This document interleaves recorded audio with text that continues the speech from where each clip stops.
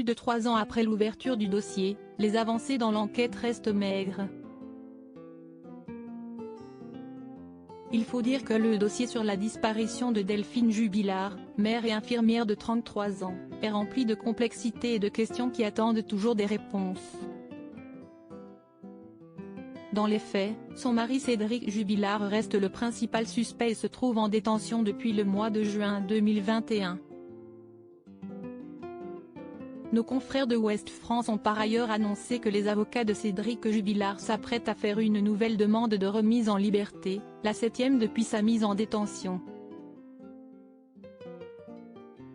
Malgré l'enchaînement des refus, ils espèrent cette fois qu'un élément en particulier jouera en la faveur de leur client, la future clôture de l'instruction.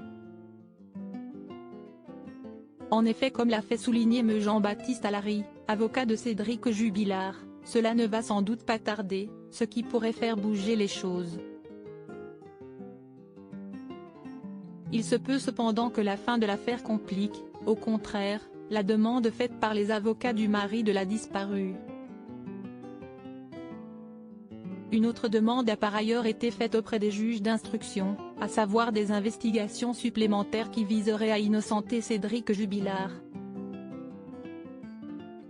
Comme les demandes de remise en liberté, ces derniers ont cependant été refusés, souligne Ouest France. Un appel a été fait suite à cette décision, et ce sera donc ensuite au juge d'instruction, en cas de nouveau refus, de signaler la fin de l'instruction aux parties concernées. Un procès en 2024 pour Cédric Jubilard.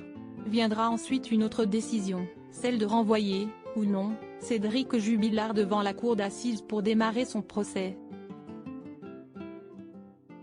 Ouest France précise que selon les disponibilités des créneaux disponibles, le procès ne devrait pas avoir lieu avant le début de l'année 2024.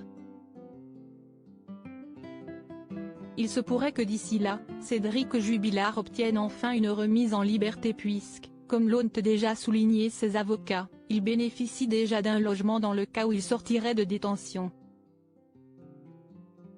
Ce logement se trouve par ailleurs en Ariège et a déjà été visité par les services pénitentiaires.